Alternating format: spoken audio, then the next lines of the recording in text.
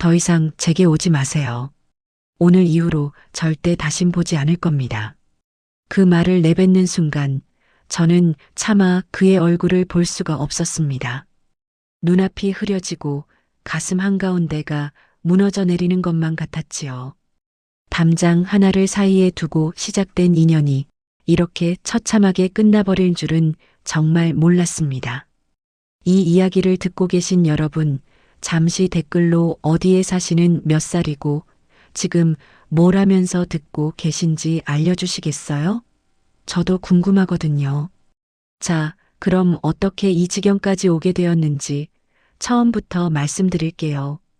옛날 옛적, 그러니까 조선이 한창 번성하던 시절이었습니다. 한양 도성 안에서도 손에 꼽히는 부잣집이 있었는데 바로 윤판서 댁이었지요. 대문만 봐도 그 위세를 알 수 있었습니다. 붉은 칠이 선명한 소슬대문 위로 기와가 겹겹이 얹혀 있었고 담장은 어찌나 높던지 안에서 무슨 일이 벌어지는지 바깥에서는 도통 알 수가 없었습니다. 그 높은 담장 안쪽 깊숙한 안채에서 저는 자랐습니다. 제 이름은 설아예요. 집안에는 없는 게 없었습니다. 비단 옷감은 광에 쌓여 있었고 은으로 만든 수저와 노쇠 그릇이 찬장마다 빼곡했지요. 봄이면 후원에 심어진 매화가 향기를 뿜었고 여름이면 연못에 핀 연꽃이 바람에 일렁였습니다. 가을에는 단풍이 붉게 물들었고 겨울에는 눈 덮인 정원이 마치 한 폭의 그림 같았어요.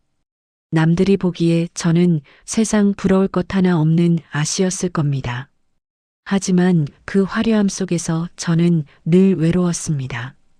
아버지는 벼슬아치들과 어울려 재물 불리는 일에만 골몰하셨고 어머니는 금붙이 세는 것이 하루 일과의 전부였지요. 저녁 식사 자리에서도 부모님의 대화는 온통 쌀값이 올랐느니 땅을 더 사들여야 하느니 하는 이야기뿐이었습니다. 딸인 저에게는 눈길조차 주지 않으셨어요. 설아야, 너는 곱게 자라 좋은 집안으로 시집이나 잘 가거라. 그것이 내 도리다. 어머니가 가끔 저에게 하시는 말씀은 고작 이것이 전부였습니다. 저라는 사람이 무엇을 좋아하는지, 무슨 생각을 하는지, 밤에 잠은 잘 자는지, 그런 것에는 아무도 관심이 없었지요. 저는 그저 집안의 재산 목록 중 하나일 뿐이라는 생각이 들 때가 많았습니다. 좋은 혼처에 보내져야 할 물건처럼요. 유일하게 저를 살뜰히 챙겨주시는 분은 유모 금이 아주머니 뿐이었습니다. 금이 아주머니는 제가 태어나던 날부터 저를 돌봐주신 분이에요. 어머니보다 더 어머니 같은 분이셨지요. 추운 날이면 손수 끓인 대추차를 가져다 주셨고 제가 울고 있으면 아무 말 없이 옆에 앉아 등을 쓸어주셨습니다. 아씨, 속상한 일 있으시면 이 늙은 종에게라도 말씀하세요. 금이 아주머니의 투박한 손이 제 머리를 쓰다듬을 때면 그제야 조금은 사람 사는 온기가 느껴지곤 했습니다. 하지만 그것만으로는 마음 한구석에 뚫린 커다란 구멍을 메울 수가 없었어요. 저는 늘 허전했고 무언가를 갈망하고 있었지만 그것이 무엇인지 스스로도 알 수 없었습니다. 그러던 어느 날이었습니다. 그의 겨울은 유난히 혹독했어요. 한양에 몇십 년 만에 대안이 닥쳤다고 했지요. 눈이 끊임없이 내렸고 바람은 살을 애는 듯이 차가웠습니다. 저는 방 안에 웅크리고 앉아 화로 가까이 손을 쬐고 있었습니다. 그때 담장 밖에서 이상한 소리가 들려왔어요. 처음에는 바람 소리인 줄 알았습니다. 하지만 가만히 귀를 기울이니 분명 사람의 신음소리였지요. 가늘고 희미한 하지만 분명한 고통의 소리. 저는 이상하게 그 소리를 그냥 지나칠 수가 없었습니다. 무언가에 이끌리듯 자리에서 일어났어요. 아씨, 어디 가시려고요? 밖은 눈보라가 치는데요. 금이 아주머니가 걱정스러운 목소리로 물으셨지만 저는 대답도 하지 못한 채 쪽문 쪽으로 걸음을 옮겼습니다. 손이 떨렸어요. 추위 때문인지 아니면 알 수 없는 불안감 때문인지 모르겠습니다. 낡은 쪽문을 열자 거센 바람과 함께 눈발이 얼굴로 들이쳤습니다. 그리고 그 순간 저는 그를 보았습니다. 담장 바로 밑 눈이 쌓인 차가운 땅 위에 한 소년이 쓰러져 있었어요. 낡고 해진 도포 한 벌이 그의 전부였습니다. 얼굴은 창백하다 못해 푸르스름했고 입술은 파랗게 질려 있었지요. 가느다란 숨소리가 간신히 새어나오고 있었습니다. 살아있는 것인지 죽은 것인지 분간하기 어려울 정도였어요. 저는 본능적으로 달려갔습니다. 무릎을 꿇고 그 소년 곁에 앉았지요. 가까이서 보니 소년의 나이는 저와 비슷해 보였습니다. 16 혹은 17쯤 되었을까요? 얼굴은 말라 광대뼈가 도드라졌지만 눈매와 이목구비가 단정했습니다. 분명 천한 집안의 아이는 아니라는 것을 알 수 있었어요. 그런데 이상한 것이 있었습니다. 소년의 손가락 끝이 움직이고 있었어요. 자세히 보니 그 앙상한 손으로 나뭇가지를 쥐고 눈 위에 무언가를 쓰고 있었지요. 희미하게 새겨진 글씨를 읽어보니 그것은 논어의 한 구절이었습니다. 하기 시습지 불영여로 배우고 때때로 익히면 또한 기쁘지 아니한가.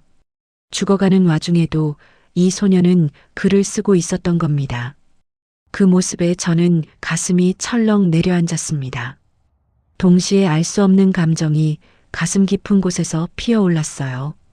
이 소녀는 대체 누구이길래 이 지경이 되어서도 학문에 대한 의지를 놓지 않는 걸까요? 도련님, 도련님, 정신 차리세요. 저는 소년의 어깨를 흔들었습니다. 소년의 눈꺼풀이 미약하게 떨렸어요. 갈라진 입술 사이로 작은 소리가 새어나왔습니다. 밥 한 술만. 그 말을 듣는 순간 저는 더 이상 머뭇거릴 수 없었습니다. 금이 아주머니 몰래 부엌으로 달려갔어요. 발이 땅에 닿는 것도 느끼지 못할 만큼 급했습니다. 부엌에 들어서니 아궁이는 이미 불이 꺼져 있었고 솥단지에는 점심때 남은 보리밥이 차갑게 식어 있었습니다. 저는 그 밥을 사발에 담았습니다. 옆에 있던 된장국도 함께 챙겼어요. 국은 아직 미지근한 온기가 남아 있었지요. 다시 쪽문 밖으로 뛰어나갔습니다. 소녀는 여전히 같은 자리에 쓰러져 있었어요. 저는 그 옆에 무릎을 꿇고 앉았습니다. 수저를 밥에 넣어 떠서 소년의 입가에 가져다 대었지요. 처음에는 입을 열지 못했습니다. 저는 조심스럽게 숟가락을 입술 사이로 밀어 넣었어요. 도련님, 이 밥을 드시고 부디 기운을 차리세요. 살아있어야 글도 읽고 꿈도 이룰 것 아닙니까? 제 목소리가 떨리고 있었습니다. 소년이 천천히 밥을 삼켰어요. 한 술, 두 술. 밥알이 목구멍으로 넘어갈 때마다 소년의 얼굴에 희미하게 생기가 돌아오는 것 같았습니다. 저는 멈추지 않고 밥을 떠넣었어요. 된장국도 조금씩 떠서 입에 넣어드렸지요. 얼마나 그렇게 했을까요? 사발이 거의 비워질 무렵 소년의 눈이 천천히 떠졌습니다. 흐릿했던 눈동자에 점차 초점이 잡혔어요. 그리고 그 눈이 저를 바라보았습니다. 저는 그 순간을 아직도 잊을 수가 없습니다. 검고 깊은 눈동자 속에 비친 저의 모습. 그 눈에는 말로 표현할 수 없는 무언가가 담겨 있었어요. 소년의 손이 미약하게 움직였습니다. 그리고 제 손을 잡았지요. 차갑고 거칠었지만 그 손에서 전해지는 감정은 뜨거웠습니다. 낭자. 소년의 목소리는 갈라져 있었지만 한 글자 한 글자에 힘이 실려 있었어요. 이 밥알의 개수만큼 공부하여 훗날 반드시 낭자의 은혜를 갚는 이가 되겠소. 그 말과 함께 소년의 눈에서 눈물이 흘러내렸습니다. 차가운 뺨 위로 흐르는 따뜻한 눈물. 저도 모르게 눈시울이 붉어졌어요. 이 소녀는 대체 어떤 사람이길래 목숨이 경각에 달린 상황에서도 공부 이야기를 하고 은혜를 갚겠다는 말을 하는 걸까요? 도련님 성함이 어떻게 되시나요? 무진이라 하오. 이무진. 무진. 끝없이 나아간다는 뜻의 이름이었습니다. 저는 그 이름을 마음속 깊이 새겼어요. 저는 설아라고 해요. 윤설아. 설아 낭자. 무진 도련님이 제 이름을 불렀을 때 가슴 한구석이 따뜻해지는 것을 느꼈습니다. 이상했어요. 방금 만난 사람인데 마치 오래전부터 알고 있었던 사람처럼 낯설지가 않았습니다. 저는 무진 도련님의 사정을 여쭤보았습니다. 도련님은 힘겹게 말씀하셨어요. 원래는 한양에서 이름난 양반 가문의 도련님이셨다고 했습니다. 아버지는 벼슬에 계셨고 집안 형편도 넉넉했지요. 하지만 몇 해 전 아버지가 억울한 누명을 쓰고 귀양을 가셨다고 했어요. 당파 싸움에 휘말린 것이었습니다. 아버지는 귀양지에서 병을 얻어 돌아가셨소. 어머니는 그 충격에 뒤따라 세상을 떠나셨고 무진 도련님의 목소리가 떨렸습니다. 재산은 모두 몰수당했고 집안은 하루아침에 풍비박산이 났다고 했어요. 친척들도 화가 미칠까 두려워 외면했지요. 15살에 졸지에 거지가 된 겁니다. 하지만 무진 도련님은 포기하지 않았다고 했습니다. 과거에 급제하여 아버지의 누명을 벗기고 가문을 다시 일으키겠다는 일념 하나로 버텨왔다고요. 남의 집 마당이나 쓸어주고 받은 한 줌의 쌀로 하루하루 연명하면서도 손에서 책을 놓지 않았다고 했습니다. 그런데 이번 겨울은 너무 혹독하여 며칠을 굶다 보니 결국 이 지경이 되고 말았소. 무진 도련님이 쓸쓸하게 웃으셨습니다. 저는 그 웃음이 너무나 가슴 아팠어요. 이렇게 대단한 의지를 가진 분이 이렇게 처참한 처지에 놓여 있다니요. 도련님, 걱정 마세요. 제가 도와드릴게요. 저도 모르게 그 말이 입에서 튀어나왔습니다. 무진 도련님이 놀란 눈으로 저를 바라보셨어요. 낭자, 그건 양반집 규수가 어찌 이런 떠돌이를. 규수고 뭐고 상관없어요. 사람이 사람을 돕는 게 뭐가 어때서요? 제 말에 무진 도련님의 눈이 커졌습니다. 그리고 그 눈에 이상한 빛이 스쳤어요. 감사함인지 놀라움인지 아니면 다른 무엇인지 저는 그때 그 눈빛의 의미를 알지 못했습니다. 그날 이후로 저는 매일 쪽문 밖으로 나갔습니다. 금이 아주머니 몰래 부엌에서 밥을 챙겨 나갔지요. 무진 도련님은 담장밖 허름한 움막에서 지내고 계셨어요. 낮에는 이 집 저 집 일거리를 찾아다니시고 밤에는 달빛 아래서 책을 읽으셨습니다. 저는 밥만 가져다 드린 게 아니었습니다. 아버지 서재에서 몰래 책을 가져다 드리기도 했어요. 무진 도련님은 책을 받아들고 어린아이처럼 기뻐하셨지요.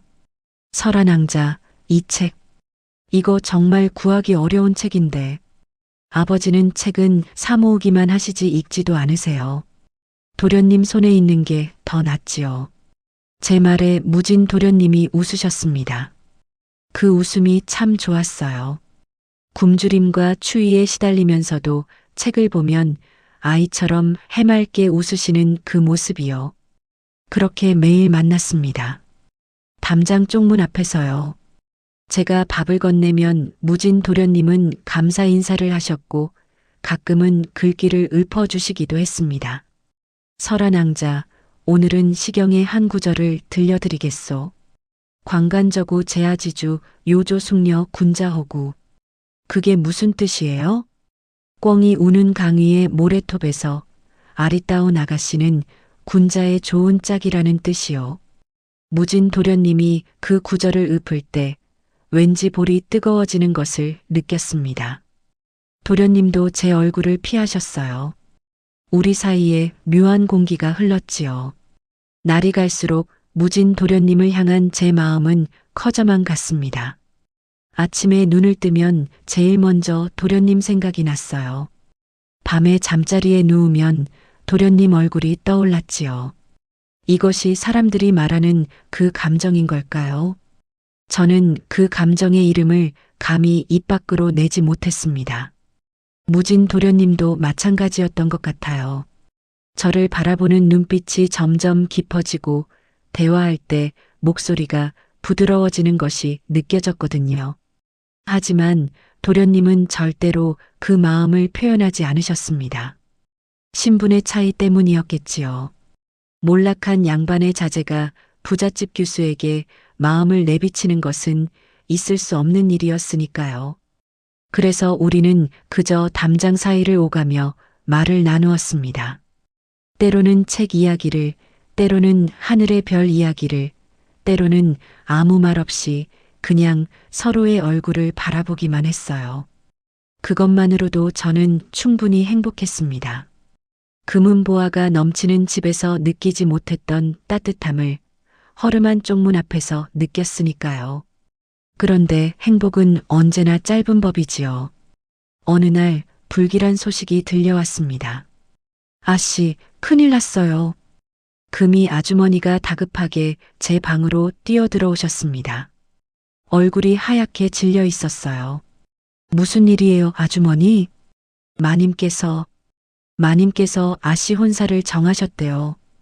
그 말에 심장이 멎는 것 같았습니다. 혼사라니요. 저는 아직 그런 준비가 되어 있지 않았어요. 아니, 솔직히 말하면 다른 사람에게 시집가는 것은 상상조차 하고 싶지 않았습니다. 제 마음속에는 이미 한 사람이 있었으니까요. 상대가 누구래요? 이웃마을 박찬판댁 도련님이래요. 재산이 우리 집 못지않은 대부호라고. 금이 아주머니의 말이 귀에 들어오지 않았습니다. 머릿속이 하얘졌어요. 박찬판댁이라니요. 그 집 도련님은 한양에서도 소문난 한량이었습니다. 기생집을 들락거리고 도박에 빠져 산다는 소문이 파다했지요. 하지만 집안의 재력만은 어마어마했고 그래서 어머니 눈에 들었던 모양입니다. 그날 밤 저는 쪽문으로 뛰어나갔습니다. 무진 도련님을 만나야 했어요. 도련님은 움막 앞에서 달빛을 받으며 책을 읽고 계셨습니다. 도련님, 제 목소리가 다급했던 모양이에요. 무진 도련님이 놀라서 일어나셨습니다. 설한왕자, 이 밤에 웬일이요? 무슨 일이라도. 저는 말을 잇지 못했습니다. 눈물이 앞을 가렸거든요. 무진 도련님이 다가와 제 어깨를 잡으셨습니다. 낭자, 왜 그러시오? 무슨 일이 있소? 도련님, 저 시집을 가게 되었어요. 그 말을 내뱉는 순간 무진 도련님의 얼굴이 돌처럼 굳어졌습니다. 어깨를 잡은 손에 힘이 들어갔다가 이내 스르르 풀렸어요. 그렇소. 도련님의 목소리는 평온했습니다. 하지만 그 평온함이 오히려 더 가슴 아팠어요. 억지로 감정을 누르고 있다는 게 느껴졌거든요. 도련님, 저는 가기 싫어요. 그 사람한테 시집 가기 싫어요. 낭자, 저는요. 차마 그 다음 말을 하지 못했습니다. 제 마음을 고백하고 싶었어요. 도련님을 좋아한다고, 도련님 곁에 있고 싶다고. 하지만 그 말이 입 밖으로 나오지 않았습니다. 무진 도련님이 깊은 한숨을 쉬셨습니다. 그리고 천천히 입을 여셨어요. 설한왕자, 나는 낭자에게 해줄 수 있는 게 아무것도 없는 사람이요. 도련님, 집도 없고 재산도 없고 심지어 내일 먹을 끼니도 장담할 수 없는 처지요. 이런 내가 어찌 낭자를. 도련님의 눈이 붉어지는 것이 보였습니다. 하지만 도련님은 끝까지 눈물을 흘리지 않으셨어요. 이를 악물고 참고 계신 게 느껴졌지요. 낭자는 좋은 집안으로 가셔야 하오. 따뜻한 방에서 비단옷을 입고 굶주림 걱정 없이 사셔야 해요. 나 같은 사람 때문에 고생하시면 안 돼요. 하지만 저는 제발 무진 도련님이 저를 똑바로 바라보셨습니다. 그 눈에는 깊은 슬픔이 담겨 있었어요. 제발 나를 잊어주시오. 그래야 낭자도 편하고 나도 편하오. 그 말에 가슴이 무너져 내렸습니다. 잊으라니요. 어떻게 잊으라는 거예요? 매일 밤 꿈에서도 보이는 얼굴을, 아침에 눈 뜨면 제일 먼저 떠오르는 사람을 어떻게 잊으라는 건가요? 저는 그날 밤 울고 또 울었습니다. 방으로 돌아와 이불을 뒤집어 쓰고 소리 죽여 울었어요. 금이 아주머니가 걱정스럽게 문 밖에서 서성이시는 게 느껴졌지만 저는 문을 열지 않았습니다. 그리고 며칠 후 더 큰 일이 벌어졌습니다. 뭐라고요? 그 거지 같은 놈과 만나고 다녔다고? 아버지의 고함 소리가 집안을 쩌렁쩌렁 울렸습니다. 누군가 저와 무진 도련님이 만나는 것을 보고 부모님께 일렀던 거예요. 집안 망신이야. 윤판서 댁 교수가 거지랑 어울리고 다녔다니. 이 소문이 퍼지면 박찬판 댁에서 파혼하겠다고 할 게 뻔해.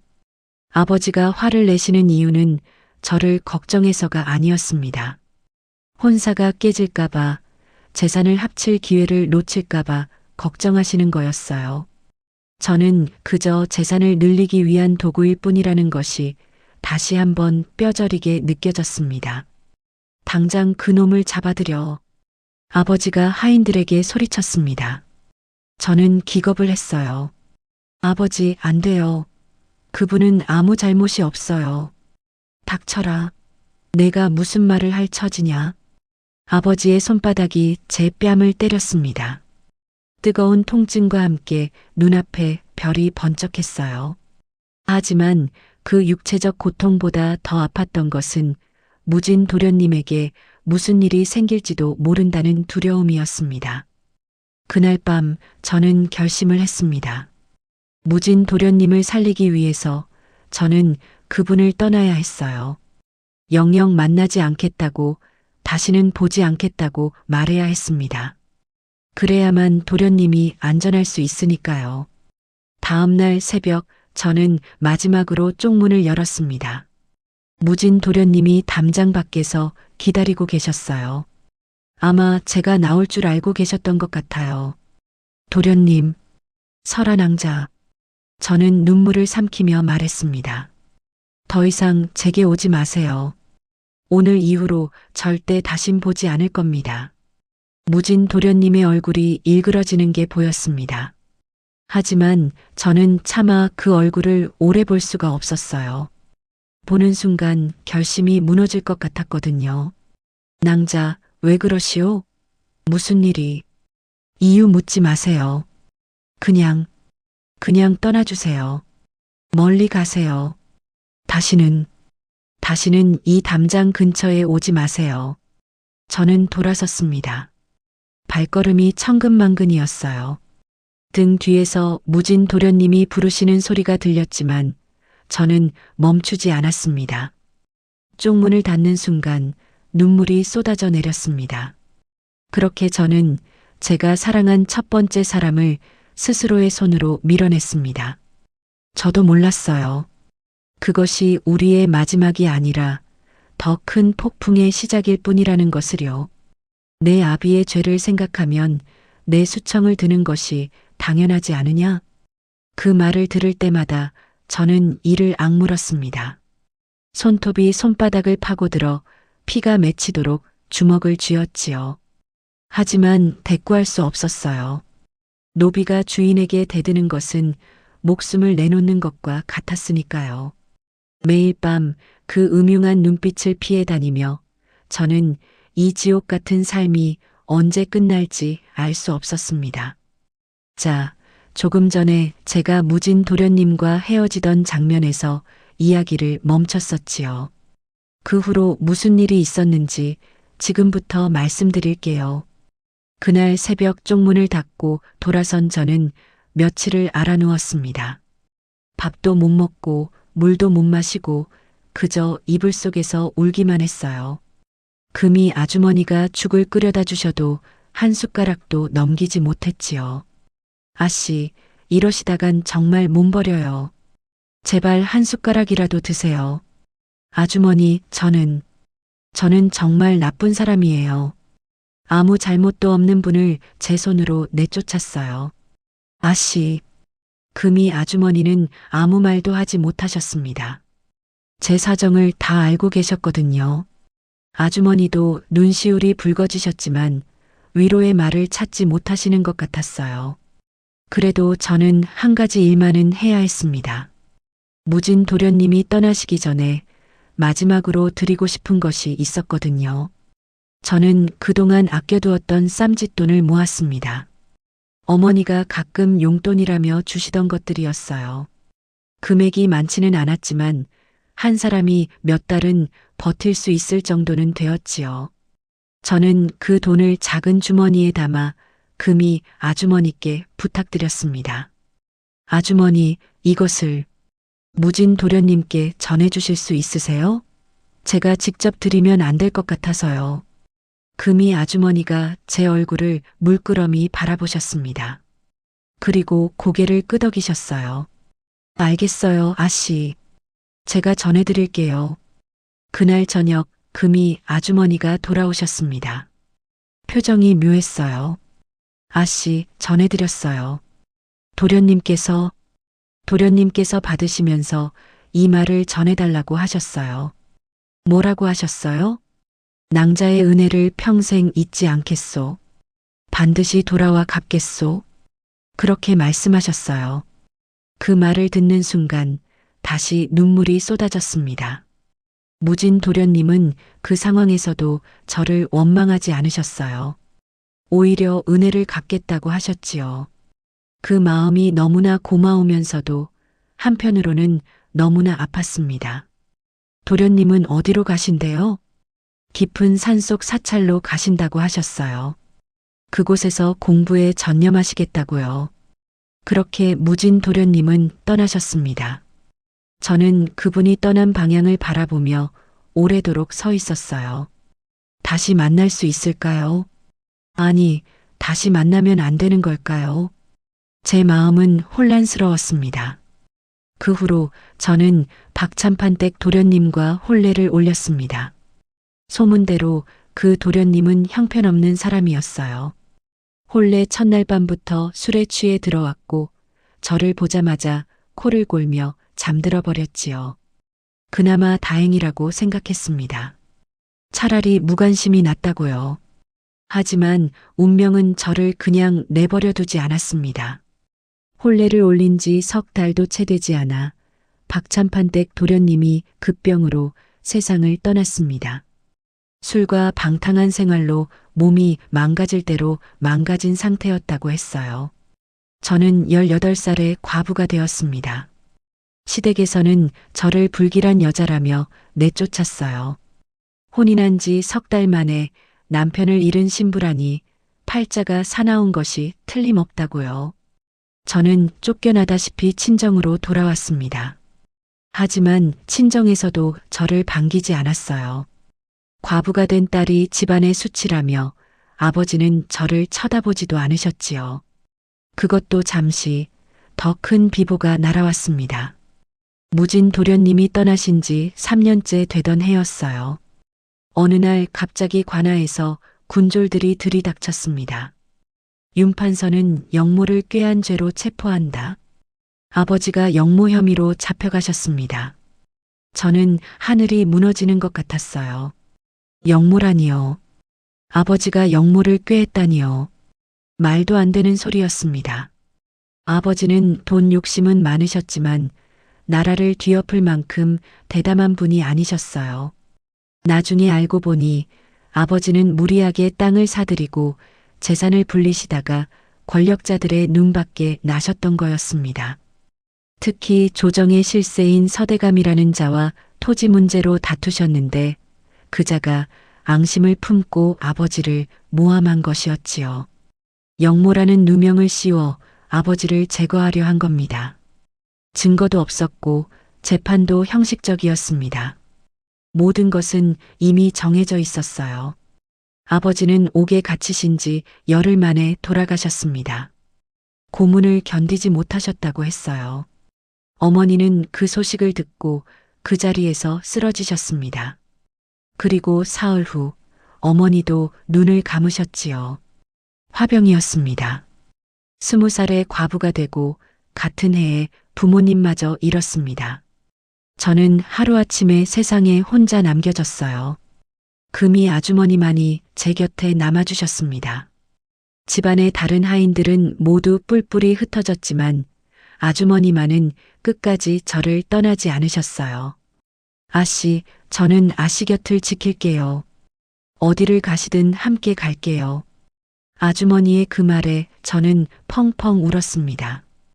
이 세상에 저를 위해주는 사람이 아직 한 명은 있다는 것이 그나마 위안이 되었어요. 하지만 그것도 오래가지 못했습니다. 영모죄인의 가사는 모두 몰수되었고 남은 빚은 제가 갚아야 했습니다. 아버지가 땅을 사들이시면서 여기저기서 빌린 돈이 산더미 같았거든요. 하지만 갚을 재산이 어디 있었겠어요. 결국 저는 빚 대신 노비로 팔려가게 되었습니다. 사간 사람은 이 마을의 사또인 조탁이라는 자였습니다. 조탁? 그 이름을 처음 들었을 때 저는 아무것도 몰랐어요. 그저 사또라는 직함만 알았을 뿐 그가 어떤 사람인지는 알지 못했습니다. 하지만 곧 알게 되었지요. 그가 얼마나 탐욕스럽고 음흉한 자인지를요. 조탁은 평소에도 저를 탐내던 자였어요. 아버지가 건재하실 때 몇 번 우리 집에 찾아온 적이 있었습니다. 그때 저를 보고는 눈을 떼지 못하더군요. 하지만 아버지의 권세가 두려워 감히 접근하지 못했지요. 그런데 집안이 망하자 기다렸다는 듯이 저를 사들인 거였습니다. 허허, 윤판서 댁아씨가 내 집종이 되다니. 세상일 참 모르는 것이야. 조탁은 저를 처음 보자마자 그렇게 말하며 혀를 날름거렸습니다. 50이 넘은 나이에 배가 불룩 튀어나오고 작은 눈이 음습하게 빛나는 모습이 너무나 역겨웠어요. 하지만 저는 고개를 숙일 수밖에 없었습니다. 저항할 힘도 도망갈 곳도 없었으니까요. 금이 아주머니는 저와 함께 팔려가지 못했습니다. 조탁이 저만 사겠다고 했거든요. 아씨, 안 돼요. 저도 함께 가게 해주세요. 금이 아주머니가 울면서 매달리셨지만 소용없었어요. 저는 아주머니와 강제로 떨어져야 했습니다. 아주머니, 걱정 마세요. 저는 괜찮을 거예요. 아주머니도 건강히 잘 지내세요. 그것이 금이 아주머니와의 마지막 인사였습니다. 아주머니가 우시면서 손을 뻗는 모습이 수레에 실려 끌려가면서도 눈에 선했어요. 이제 저는 진짜 혼자가 되었습니다. 그렇게 저의 종살이가 시작되었습니다. 비단옷은 거친 삼배옷으로 바뀌었습니다. 부드러운 손은 물집이 잡히고 굳은 살이 박였지요. 새벽부터 밤늦게까지 온갖 굳은 일을 해야 했습니다. 빨래, 청소, 밥 짓기, 물 깃기. 해가 뜨기 전에 일어나 해가 진 후에야 잠자리에 들 수 있었어요. 조탁의 집에는 다른 종들도 있었습니다. 부엌일을 맡은 막동이 아저씨, 마당을 쓰는 칠복이, 조탁의 시중을 드는 분이 아주머니. 그들은 저를 처음에 경계했어요. 양반집 아씨 출신이 종이 되었으니 건방지게 굴 거라고 생각했던 모양입니다. 하지만 저는 절대로 그렇게 하지 않았어요. 누구보다 열심히 일했고 힘든 일도 마다하지 않았습니다.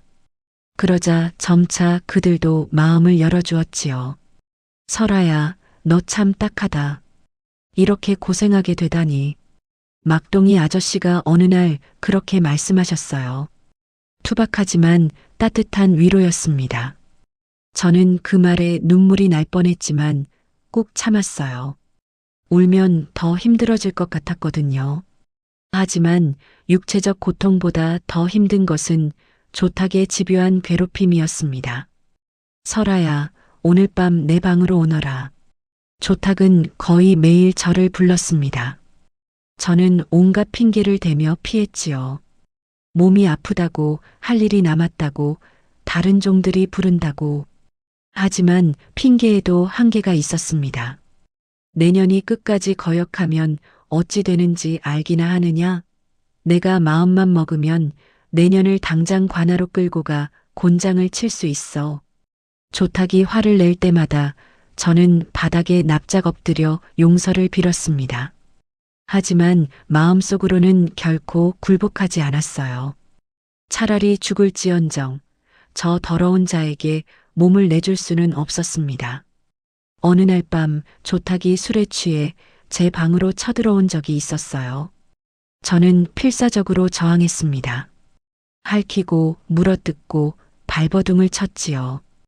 결국 조탁은 제 뺨을 세게 때리고는 욕을 퍼부으며 나갔습니다. 인연이 끝까지 바라기야. 두고 보자. 반드시 내년을 굴복시키고 말 테다. 그날 밤 저는 방 구석에 웅크리고 앉아 밤새 떨었습니다. 언제까지 이렇게 버틸 수 있을까요? 언제까지 저 악마 같은 자의 소나기에서 벗어날 수 있을까요? 앞이 보이지 않았어요.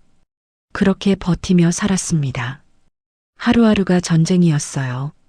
몸은 점점 야위어 갔고 마음은 점점 메말라 갔습니다. 한때 금은보화 속에서 자란 아씨가 이제는 종들 중에서도 가장 천한 대접을 받는 신세가 되었지요. 세월이 흘렀습니다. 1년이 지나고 2년이 지나고 3년이 지났습니다. 저는 점점 무뎌져 갔어요. 희망이라는 것을 잊어가고 있었지요. 5년이 지났을 때쯤 저는 더 이상 울지 않게 되었습니다. 눈물이 말라버린 것 같았어요. 슬픔도 분노도 희망도 느끼지 못했습니다.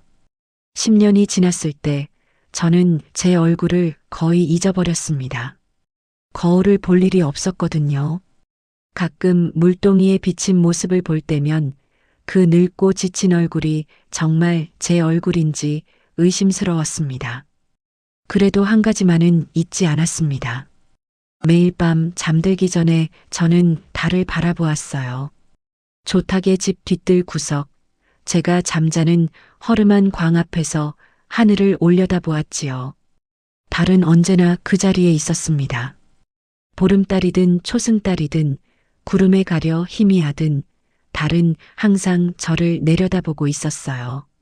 그리고 저는 기도했습니다. 무진 도련님, 지금 어디 계세요? 살아계시긴 한 건가요? 아무도 대답해주지 않았습니다. 달은 그저 고요히 빛날 뿐이었지요. 하지만 저는 계속 기도했어요. 무진 도련님이 살아있기를, 건강하시기를, 공부를 잘 마치셨기를. 제 처지보다 그분의 안위가 더 걱정되었습니다. 어쩌면 이상하게 생각하실 수도 있어요. 저렇게 처참한 처지에 놓여 있으면서 왜 15년 전에 헤어진 사람 걱정을 하느냐고요. 저도 잘 모르겠습니다. 하지만 그것만이 제가 살아있음을 느끼게 해주는 유일한 것이었어요. 무진 도련님을 생각할 때만 저는 제가 아직 사람이라는 것을 확인할 수 있었지요. 15년이 흘렀습니다. 제 나이 33이 되던 해였어요. 저는 이미 중년의 여인이 되어 있었습니다. 한때 화사했던 얼굴은 주름이 깊게 패였고 윤기 흐르던 머리카락은 푸석푸석하게 변했지요. 손은 갈라지고 트여서 마치 늙은 소나무 껍질 같았습니다. 조탁도 늙었습니다. 이제 60이 넘은 노인이 되었지요. 하지만 그의 탐욕은 여전했어요. 아니, 오히려 더 심해졌습니다. 나이가 들수록 집착이 강해지는 것인지 그는 더욱 집요하게 저를 괴롭혔습니다. 설아야, 내년이 이 나이가 되도록 내 말을 거역하다니. 얼마나 더 버틸 수 있을 것 같으냐? 나리, 제발 저 같은 늙은 종은 그냥 내버려 두세요. 저는 이제 볼품없는 늙은이일 뿐입니다. 내년이 늙었으면 어떻고 젊었으면 어떠냐? 내가 탐내는 것은 내년의 젊음이 아니야. 조탁의 눈이 음습하게 빛났습니다. 윤판서 댁 아씨를 내 것으로 만드는 것, 그것이 내 평생의 소원이었어. 내 아비가 살아있을 때 그렇게 무시당한 것을 잊을 수가 없거든. 그제야 알았습니다. 조탁이 저를 집요하게 괴롭히는 이유를요. 그것은 욕정이 아니라 복수였어요. 과거에 아버지에게 당한 수모를 저에게 갚으려는 것이었지요. 저는 그의 뒤틀린 자존심을 채워주기 위한 도구였던 겁니다. 그날 밤 조탁은 평소와 다르게 행동했습니다. 술에 잔뜩 취해 들어온 그는 저를 자신의 방으로 끌고 갔어요. 저는 발버둥을 쳤지만 그의 힘을 당해낼 수 없었습니다. 오늘 밤은 절대로 못 피한다. 15년을 기다렸어. 조탁이 저를 방바닥에 밀쳤습니다. 저는 공포에 질려 몸을 웅크렸어요. 이대로 끝나는 건가요? 15년을 버텨온 것이 이렇게 허망하게 무너지는 건가요? 그 순간 밖에서 소란이 들려왔습니다. 사또나리, 사또나리, 큰일 났습니다. 하인의 다급한 목소리였습니다. 조탁이 짜증스러운 표정으로 문을 열었어요. 뭐야, 이 밤에 무슨 일이냐? 암행어사 나리께서 오셨습니다. 그 말에 조탁의 얼굴이 하얗게 질렸습니다. 암행어사라니요. 이 벽지에 암행어사가 오다니요. 조탁은 허둥지둥 옷을 여미며 밖으로 뛰어나갔습니다. 저는 그 자리에 주저앉아 거친 숨을 몰아쉬었습니다. 온몸이 떨리고 심장이 터질 것 같았어요. 간신히 위기를 모면한 것이었지요. 하지만 그때는 몰랐습니다. 그 암행어사가 누구인지, 그리고 그분이 왜 이곳에 오셨는지를요. 다음 날 아침 마을 전체가 뒤집어졌습니다. 암행어사가 사또의 비리를 낱낱이 캐고 있다는 소문이 퍼졌거든요. 조탁은 평소에 백성들의 재물을 빼앗고 세금을 착복하고 온갖 나쁜 짓을 해왔습니다. 뇌물을 받고 죄인을 풀어주기도 했고 억울한 백성을 옥에 가두기도 했지요. 그 모든 것이 하나씩 드러나고 있었어요. 저는 부엌에서 일하며 그 소문을 들었습니다. 솔직히 별 기대는 하지 않았어요. 암행어사가 와서 사또를 파직시킨다 한들 제 처지가 달라질 것은 없었으니까요. 저는 여전히 노비였고 어디 가서 하소연할 곳도 없었습니다. 그런데 오후가 되자 이상한 일이 벌어졌습니다. 설아를 데려오너라. 암행어사가 저를 찾는다는 거였어요. 저는 영문도 모른 채 관아로 끌려갔습니다. 죄를 지은 것도 없는데 왜 부르시는 걸까요? 혹시 조탁이 저에게 누명을 씌운 건 아닐까요? 불안한 마음으로 관아에 들어섰습니다. 대청마루 위에 한 남자가 앉아 있었습니다. 어사화를 쓰고 붉은 관복을 입은 그분은 등을 돌리고 계셔서 얼굴이 보이지 않았어요. 저는 대청 아래에 무릎을 꿇었습니다. 부르셨습니까? 어사나리. 제 목소리가 떨렸습니다. 암행어사가 천천히 돌아보셨어요. 그 순간 저는 숨이 멎는 것 같았습니다. 그 얼굴, 15년의 세월이 흘렀지만 저는 그 얼굴을 절대로 잊을 수 없었습니다. 갸름했던 얼굴은 넓고 단단해졌고 앳된 눈매는 깊고 날카로워졌지요. 하지만 분명했습니다. 그 눈, 그 코, 그 입술, 틀림없었어요. 무진. 도련님? 제 입에서 그 이름이 저절로 흘러나왔습니다. 암행어사가, 아니, 무진 도련님이 미소를 지으셨어요. 그 미소는 15년 전 보리밥을 받아먹고 지었던 그 미소와 똑같았습니다. 설아낭자, 오래 기다리셨소. 그 한마디에 저는 그 자리에서 무너져 내렸습니다. 눈물이 쏟아졌어요. 15년 동안 한 방울도 흘리지 않았던 눈물이 둑이 무너진 것처럼 터져 나왔습니다. 저는 그 자리에 엎드려 한참을 울었습니다. 무진 도련님이 대청에서 내려와 제 곁으로 오셨어요. 그리고 제 손을 잡아 일으켜 세우셨지요. 낭자, 이제 울지 마시오. 내가 왔으니 이제 다 괜찮을 것이오. 그 말에 더 크게 울음이 터졌습니다. 다 괜찮다니요. 어떻게 다 괜찮을 수 있나요? 15년을요. 15년이나 이렇게 살았단 말이에요. 저는 울면서도 도련님의 손을 꽉 붙잡았습니다. 놓치면 안 될 것 같았거든요. 놓치면 다시 사라지실 것 같았어요. 도련님, 정말 도련님 맞으세요? 그렇소. 나요, 무진이요. 낭자의 보리밥을 먹고 살아난 그 무진이요. 저는 도련님의 얼굴을 올려다보았습니다. 어사와 아래로 보이는 그 얼굴이 흐릿하게 보였어요. 눈물 때문이었지요. 15년이요. 15년 동안 산속 사찰에서 공부하고 한양으로 올라가 과거에 급제하고 벼슬길에 올라 여기까지 왔소. 무진 도련님이 제 눈물을 닦아주셨습니다. 그리고 낭자를 찾아왔소. 그날의 약속을 지키러. 그날의 약속? 밥알의 개수만큼 공부하여 은혜를 갚겠다던 그 약속. 저는 그 말을 듣고 다시 울음을 터뜨렸습니다. 도련님은 그 약속을 정말 기억하고 계셨어요? 단 하루도 잊은 적이 없소. 산속 사찰에서 밤새 책을 읽을 때도, 과거 시험장에서 붓을 들 때도, 벼슬에 올라 정사를 펼칠 때도 언제나 낭자 생각뿐이었소. 그 말에 가슴이 터질 것 같았습니다. 저만 그랬던 게 아니었어요. 도련님도 저를 생각하고 계셨던 거예요. 15년 동안 저처럼.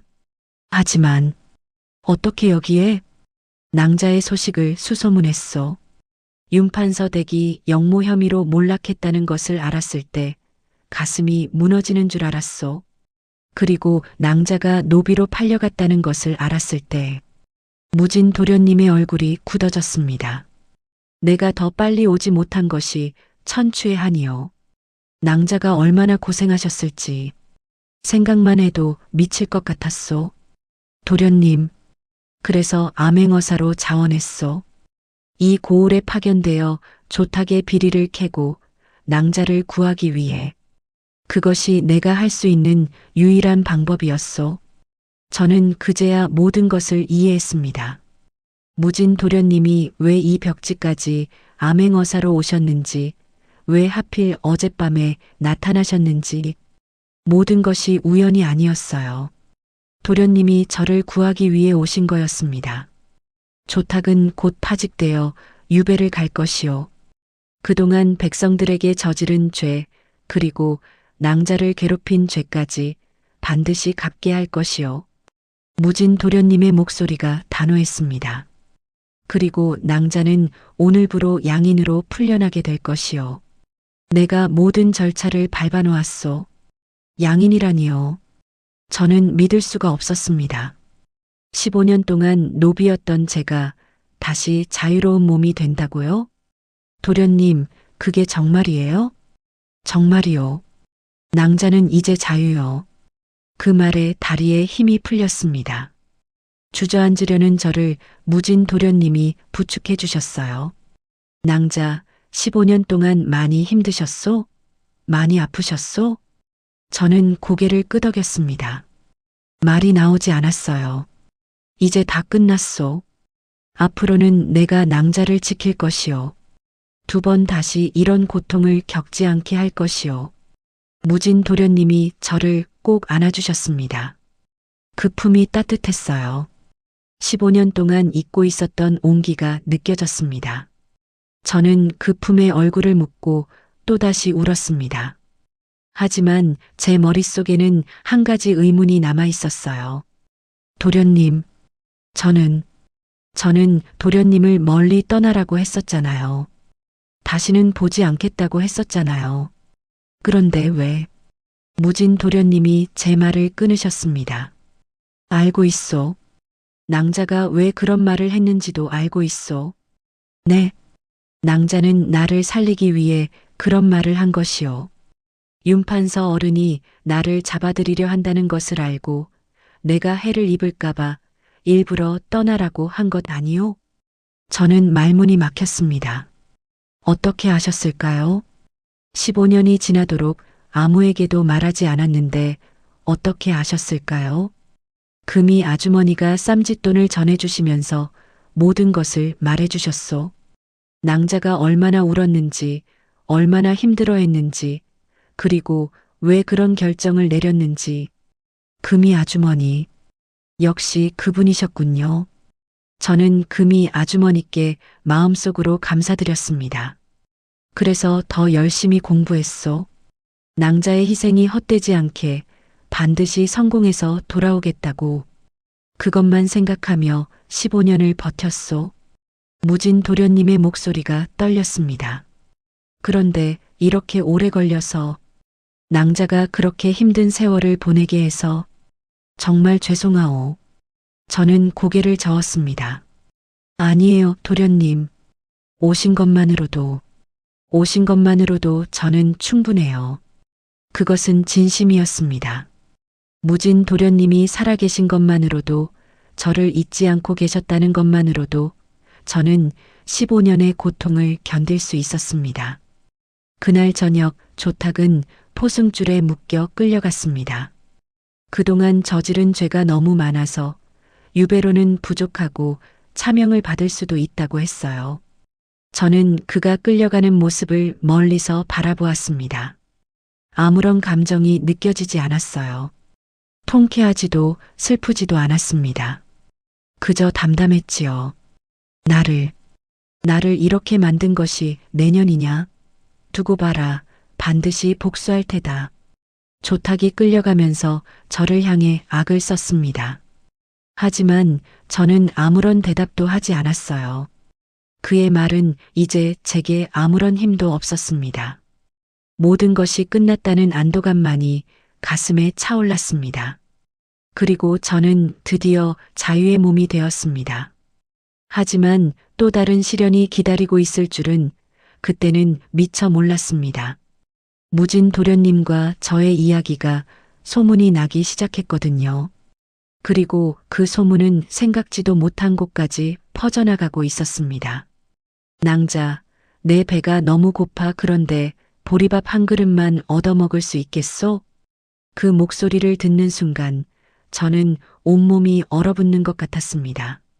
심장이 멎었다가 다시 미친 듯이 뛰기 시작했어요. 분명 처음 듣는 목소리인데 왜 이렇게 가슴이 떨리는 걸까요? 왜 이렇게 낯익은 걸까요? 저는 감히 고개를 들 수가 없었습니다. 잠깐 제가 이야기 순서를 조금 바꿔서 말씀드려야 할 것 같아요. 앞서 무진 도련님이 암행어사로 나타나셨다고 했는데 그건 나중 일이었고요. 사실 그 전에 이런 일이 먼저 있었거든요. 시간을 조금 되돌려서 그 선비가 마을에 처음 나타났던 날부터 다시 말씀드릴게요. 그날은 유난히 더운 여름날이었습니다. 저는 새벽부터 빨래를 하고 마당을 쓸고 아침밥을 짓느라 정신이 없었어요. 땀이 등줄기를 타고 흘러내렸지만 멈출 수가 없었습니다. 조탁은 조금이라도 일을 게을리하면 바로 매질을 했거든요. 이년아, 물은 언제 깃고 있는 거냐? 해가 중천에 떴는데도 아직도 우물에 안 갔어? 조탁의 고함 소리가 집 안가득 울렸습니다. 저는 허둥지둥 물동이를 들고 우물로 향했어요. 이미 지칠 대로 지친 상태였지만 쉴 틈이 없었습니다. 우물에서 물을 길어 돌아오는데 마당에서 조탁의 하인들이 웅성거리고 있었어요. 요즘 마을에 이상한 선비가 돌아다닌다더라. 선비? 무슨 선비? 삿갓을 깊게 눌러 쓰고 다니는 떠돌이 선비래. 마을 사람들한테 이것저것 물어보고 다닌다던데. 뭘 물어보고 다니는데? 사또 나리 행실에 대해서래. 그 말에 하인들의 얼굴이 일순간 굳어졌습니다. 저도 귀가 번쩍 뜨였어요. 사또의 행실을 물어보는 선비라니요. 혹시 암행어사는 아닐까요? 하지만 곧 그 생각을 접었습니다. 암행어사가 저렇게 남루한 행색을 하고 다닐 리가 없잖아요. 쓸데없는 소리 하지 마라. 그냥 떠돌이 선비가 밥이나 얻어먹으려고 수작 부리는 거겠지. 하인 중 하나인 만석이가 코웃음을 쳤습니다. 다른 하인들도 고개를 끄덕이며 흩어졌어요. 저는 그 대화를 들으면서도 별 생각이 없었습니다. 떠돌이 선비가 뭘 물어보든 제 처지가 달라질 것은 없었으니까요. 저는 그저 물동이를 들고 부엌으로 향했습니다. 그런데 며칠 후 그 선비를 직접 보게 되었습니다. 그날도 여느 때처럼 마당에서 일을 하고 있었어요. 조탁이 기분이 좋지 않은 날이었는지 아침부터 저를 불러 세우더니 회초리를 들었습니다. 이년아, 어젯밤 내 방 청소를 제대로 안 했더구나. 먼지가 이렇게나 많은데 내 눈에는 안 보이더냐? 사또 날이 죄송합니다. 어제 밤늦게까지 다른 일이 있어서. 핑계는 맞아야 정신을 차리겠구나. 회초리가 제 등에 내리꽂혔습니다. 한 대, 두 대, 세 대. 저는 이를 악물고 참았어요. 울면 더 맞는다는 것을 알고 있었거든요. 그렇게 10대를 맞고 나서야 조탁은 회초리를 던졌습니다. 당장 물이나 길어와라. 꼴도 보기 싫으니. 저는 비틀거리며 일어났습니다. 등이 불에 데인 것처럼 아팠지만 내색할 수 없었어요. 물동이를 들고 우물로 향하는데 문득 누군가의 시선이 느껴졌습니다. 고개를 들어보니 담장 밖에 한 사람이 서 있었어요. 삿갓을 깊게 눌러 쓴 선비였습니다. 낡은 도포에 해진 집신을 신고 등에는 낡은 책보따리를 메고 있었지요. 전형적인 떠돌이 선비의 모습이었습니다. 하지만 어딘가 범상치 않은 기운이 느껴졌어요. 특히 그 눈빛이요. 삿갓 아래로 보이는 눈빛이 호랑이처럼 매서웠습니다. 마치 세상의 모든 불의를 응시하는 것 같은 날카롭고 깊은 눈빛이었어요. 저는 그 눈빛에 홀린 듯 멈춰섰습니다. 선비도 저를 바라보고 있었어요. 아니, 바라보는 정도가 아니었습니다. 마치 저를 관통하는 것처럼 깊고 진한 시선으로 응시하고 있었지요. 그 순간 이상한 기시감이 느껴졌습니다. 이 눈빛을 어디선가 본 적이 있는 것 같았어요. 아주 오래전에요. 하지만 어디서 보았는지 도무지 기억이 나지 않았습니다. 15년의 세월이 제 기억을 희미하게 만들어버렸거든요. 뭘 봐, 이년아. 빨리 안 가고. 조탁의 고함 소리에 저는 화들짝 놀라 다시 걸음을 옮겼습니다. 선비에게서 시선을 떼고 우물로 향했지요. 하지만 왠지 등 뒤에서 그 시선이 계속 느껴지는 것 같았어요. 우물에서 물을 길어 돌아오는 길에도 선비는 그 자리에 서 있었습니다. 저는 고개를 숙인 채 빠르게 지나치려 했어요. 노비가 낯선 사람과 말을 섞으면 안 된다는 것을 알고 있었거든요. 그런데 선비가 제 앞을 막아섰습니다. 낭자. 그 한마디에 저는 걸음을 멈췄습니다. 낭자라니요. 저를 낭자라고 부르다니요. 노비인 저를요. 이상한 사람이었습니다. 무슨 일이십니까, 선비님? 저는 바쁜 몸이라. 잠깐만 시간을 내주시오. 선비의 목소리가 낮고 부드러웠습니다. 그런데 그 목소리가 어딘가 낯익었어요. 마치 아주 오래전에 들었던 것 같은. 내 배가 너무 고파 그런데 보리밥 한 그릇만 얻어먹을 수 있겠소? 보리밥. 그 단어를 듣는 순간 제 심장이 쿵 하고 내려앉았습니다. 온몸에 전류가 흐르는 것 같았어요. 손에 들고 있던 물동이가 흔들렸습니다. 보리밥이라니요. 왜 하필 보리밥이에요? 15년 전 눈 덮인 담장 밑에서 쓰러져 있던 그 소년에게 제가 건넸던 것이 바로 보리밥이었는데 저는 천천히 고개를 들었습니다. 삿갓 아래로 보이는 선비의 얼굴을 자세히 보려고 했어요. 하지만 삿갓이 너무 깊게 눌러져 있어서 얼굴 윤곽만 희미하게 보일 뿐이었습니다. 선비님, 혹시 제가 뭔가를 물으려는 순간 저 멀리서 조탁의 목소리가 들려왔습니다. 이년아, 물 깃는데 왜 이렇게 오래 걸려? 저는 화들짝 놀랐습니다. 조탁에게 들키면 안 됐어요. 낯선 남자와 이야기하는 것을 들키면 또 어떤 벌을 받을지 몰랐거든요. 사또 어른이 아시면 큰일 납니다. 어서 이곳을 떠나십시오.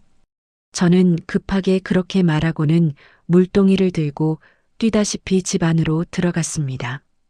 등 뒤에서 선비의 시선이 느껴졌지만 돌아볼 수 없었어요.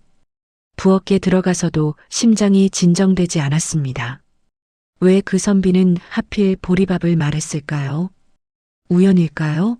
아니면 설마 그럴 리가 없어.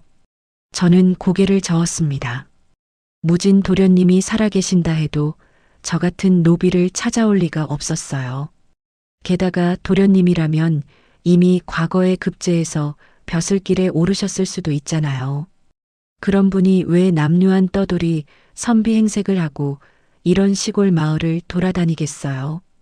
그냥 우연의 일치라고 생각하기로 했습니다. 하지만 그날 밤 저는 잠을 이룰 수가 없었어요.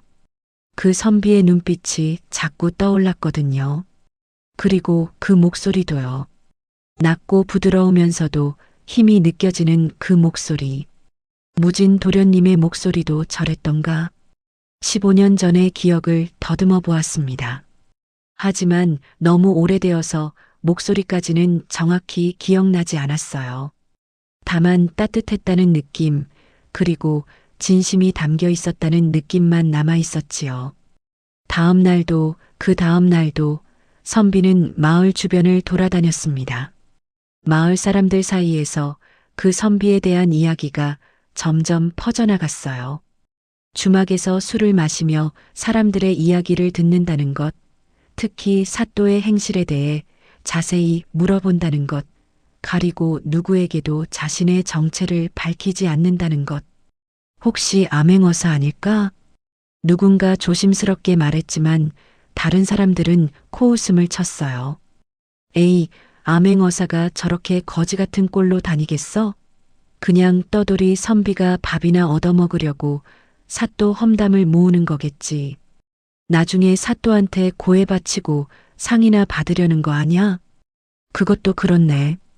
사람들은 그렇게 결론을 내렸습니다. 저도 그렇게 생각하려고 했어요. 암행어사가 이런 벽지까지 올 리가 없다고요. 하지만 며칠 후 선비와 다시 마주치게 되었습니다. 그날은 조탁이 제게 시장에 심부름을 시킨 날이었어요. 마을 장터에 가서 생선을 사오라고 하셨지요. 저는 오랜만에 집 밖으로 나갈 수 있어서 내심 기뻤습니다. 비록 심부름이었지만 잠시나마 조탁의 눈을 피할 수 있으니까요. 장터에서 생선을 사고 돌아오는 길이었습니다. 마을 어귀의 큰 느티나무 아래를 지나는데 누군가가 나무 그늘에 앉아 있는 것이 보였어요. 다름 아닌 그 선비였습니다. 선비는 책을 읽고 계셨어요. 무릎 위에 낡은 책을 펼쳐놓고 고개를 숙인 채 책장을 넘기고 있었지요. 그 모습이 어딘가 낯익었습니다. 15년 전 무진 도련님도 저렇게 책을 읽으셨었어요.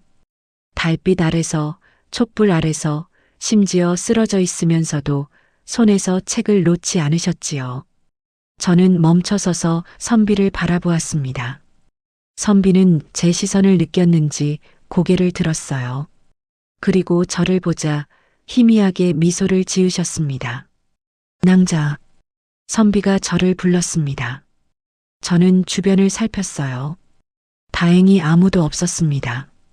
저는 조심스럽게 다가갔습니다. 선비님, 왜 자꾸 저를 낭자라고 부르시나요? 저는 노비입니다.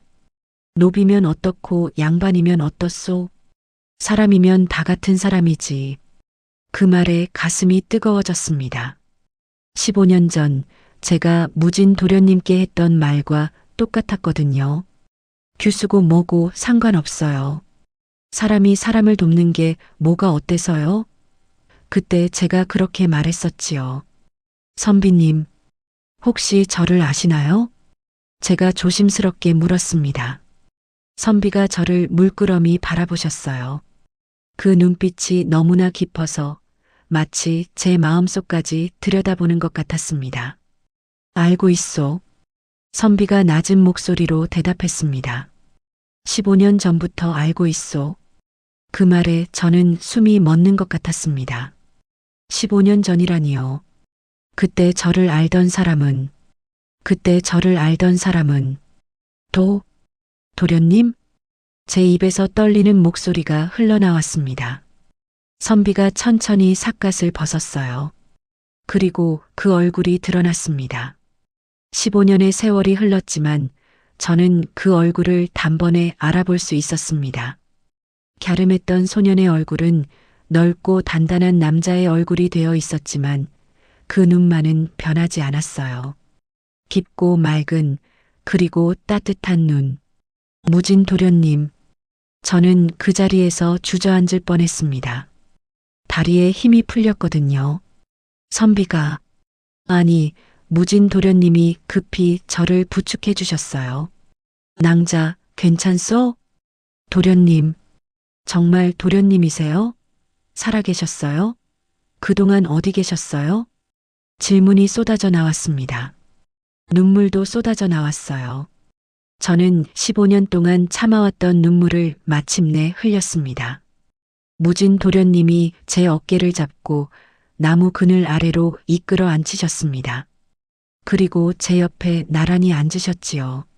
낭자, 미안하오. 이렇게 늦게 와서. 아니에요, 아니에요. 오신 것만으로도, 살아계신 것만으로도 저는 말을 잇지 못했습니다. 울음이 터져 나왔거든요. 무진 도련님이 제 등을 가만히 쓰다듬어 주셨어요. 울지 마시오, 낭자. 내가 왔으니 이제 다 괜찮을 것이오.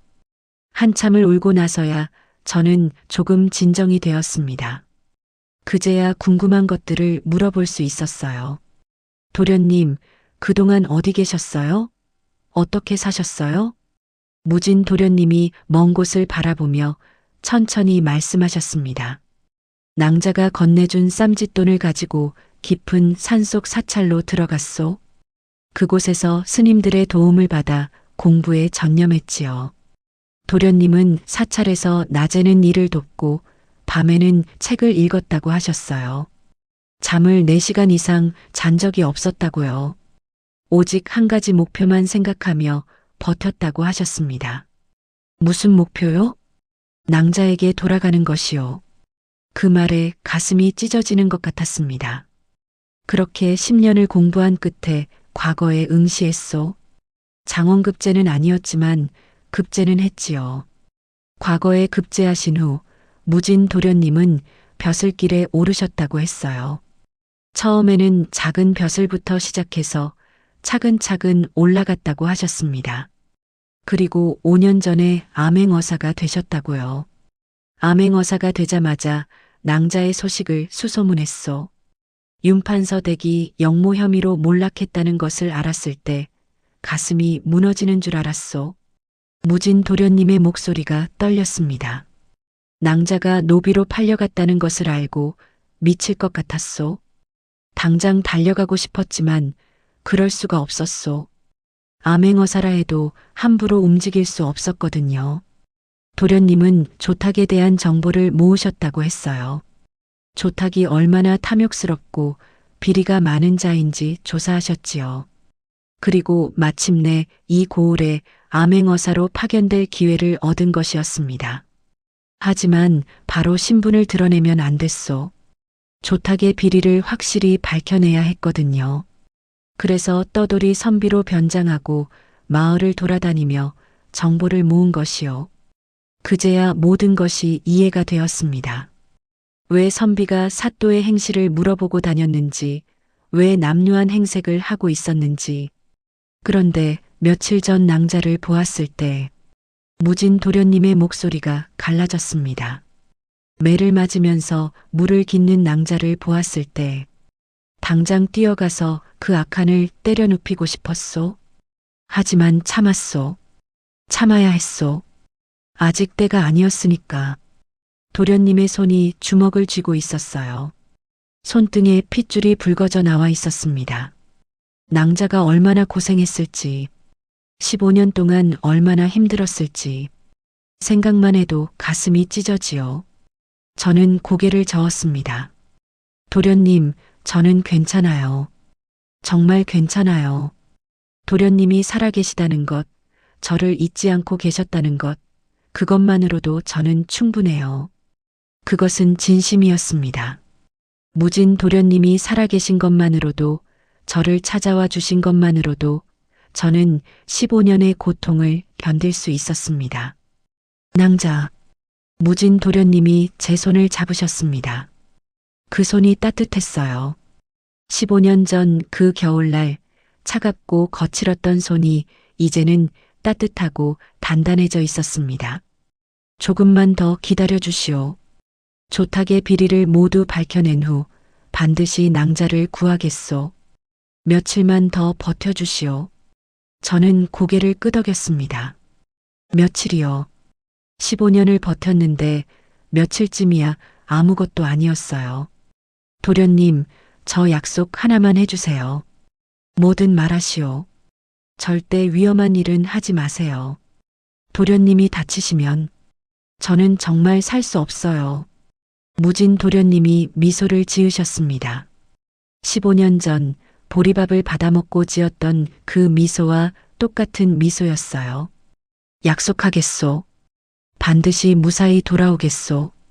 그렇게 우리는 헤어졌습니다. 저는 장바구니를 들고 조탁의 집으로 돌아갔어요. 발걸음이 이상하게 가벼웠습니다.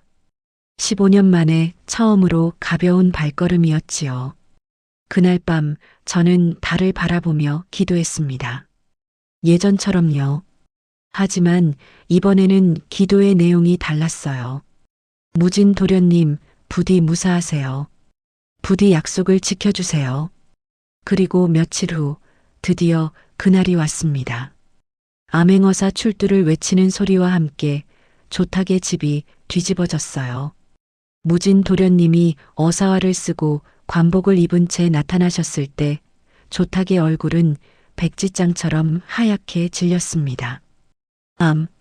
암행어사 날이. 조탁이 벌벌 떨며 바닥에 엎드렸습니다. 그동안 그렇게 위세를 부리던 자가 마치 쥐처럼 몸을 웅크리고 있었어요. 무진 도련님이 낭낭한 목소리로 조탁의 죄상을 낱낱이 읽어내려 가셨습니다.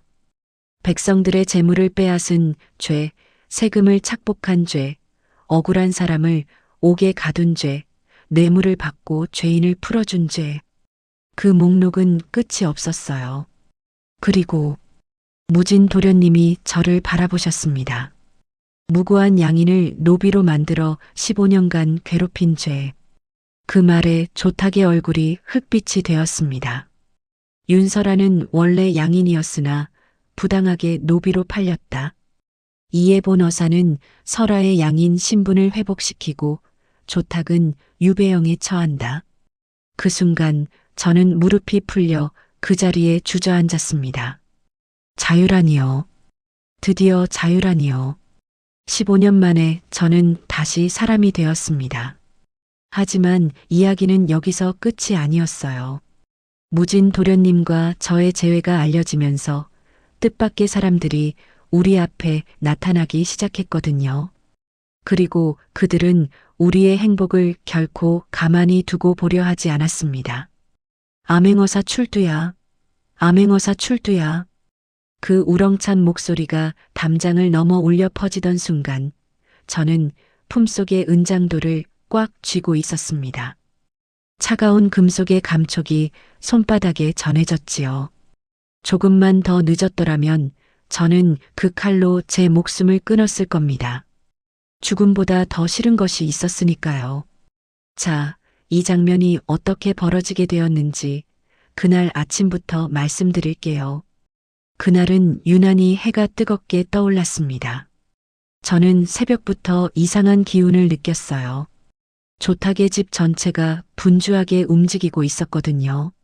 하인들이 바쁘게 뛰어다니고 부엌에서는 온갖 음식을 준비하고 있었습니다. 마치 큰 잔치라도 벌이려는 것 같았지요. 오늘 저녁에 연회가 있단다. 부엌에서 일하는 막동이 아저씨가 제게 귓속말로 알려주셨어요. 그의 얼굴이 어두웠습니다. 연회요? 무슨 연회요? 사또 나리가. 설아 너를. 막동이 아저씨가 말끝을 흐렸습니다. 하지만 저는 그 의미를 알아챘어요. 온몸에 소름이 돋았습니다. 설마. 미안하다, 설아야. 우리가 힘이 없어서 널 지켜주지 못해. 막동이 아저씨의 눈에 눈물이 고였습니다. 저는 아무 말도 할 수 없었어요. 머릿속이 하얘졌거든요. 점심때가 되자 조탁이 직접 저를 불렀습니다. 설아야, 오늘 저녁 연회에 내가 시중을 들어라. 그리고 조탁이 음흉한 미소를 지었습니다. 오늘부터 너는 내 첩이 될 것이다. 15년을 기다렸어. 더 이상은 못 기다리겠다. 그 말에 저는 온몸이 얼어붙었습니다. 첩이라니요. 저 더러운 늙은이의 첩이 되라니요. 차라리 죽는 게 나았습니다. 사또 나리, 제발. 거절은 없다. 오늘 밤 내가 내 여자가 되는 거야. 거역하면 어찌 되는지 알지? 조탁의 눈이 차갑게 빛났습니다. 저는 고개를 숙일 수밖에 없었어요. 하지만 마음속으로는 이미 결심을 하고 있었습니다. 절대로 저자의 손에 더럽혀지지 않을 거야. 절대로. 저는 방으로 돌아와 오래전에 숨겨두었던 은장도를 꺼냈습니다. 어머니의 유품이었어요. 집안이 망할 때도 끝까지 간직하고 있던 것이었지요.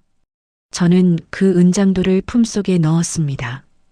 차가운 금속이 가슴에 닿았어요. 무진 도련님, 죄송해요. 약속을 지키지 못할 것 같아요. 마음속으로 도련님께 사과했습니다. 며칠 전 느티나무 아래에서 도련님은 며칠만 더 기다리라고 하셨지요. 하지만 그 며칠을 버틸 수가 없었어요. 오늘 밤이 바로 그날이었으니까요. 저녁이 되자 연회가 시작되었습니다. 조탁의 집 대청마루에 술상이 차려졌고 조탁의 아첨꾼들이 하나둘 모여들었어요. 마을의 이방, 아전들, 그리고 조탁에게 뇌물을 바치던 상인들까지. 그들은 술을 마시며 조탁을 칭송했습니다. 사또 나리, 오늘 드디어 소원을 이루시게 되었군요. 축하드립니다. 허허, 15년을 기다린 보람이 있지. 윤판서 떼가시를 내 여자로 만드는 것이 평생의 꿈이었는데 오늘 드디어 이루게 되었어. 조탁이 흡족한 표정으로 웃었습니다. 저는 구석에서 술시중을 들며 그 광경을 바라보았어요. 속이 메스꺼웠습니다. 이 더러운 자들 앞에서 치욕을 당하느니 차라리 죽는 게 나았어요. 연회가 무르익자 조탁이 저를 불렀습니다. 설아야, 이리 와서 내 술잔에 술을 따르거라. 저는 천천히 다가갔습니다. 손이 떨렸어요. 품속의 은장도가 가슴에 닿아 차가웠습니다. 조금만 더 기다리면. 술을 따르려는 순간 조탁이 제 손목을 낚아챘습니다. 오늘 밤부터 넌 내 여자야. 알겠느냐? 조탁의 소나기에서 벗어나려 했지만 그의 힘이 너무 강했어요. 주위의 아첨꾼들이 킬킬거리며 웃었습니다. 사또 나리, 서두르시는군요. 허허, 15년을 기다렸는데 더 이상은 못 기다리지. 조탁이 저를 끌어당기려 했습니다. 저는 다른 손으로 품속의 은장도를 더듬었어요. 이제 끝이다. 이 칼로 저놈을 찌르고 나도 죽는 거다. 그렇게 생각했습니다. 그 순간이었습니다. 암행어사 출두야. 암행어사 출두야.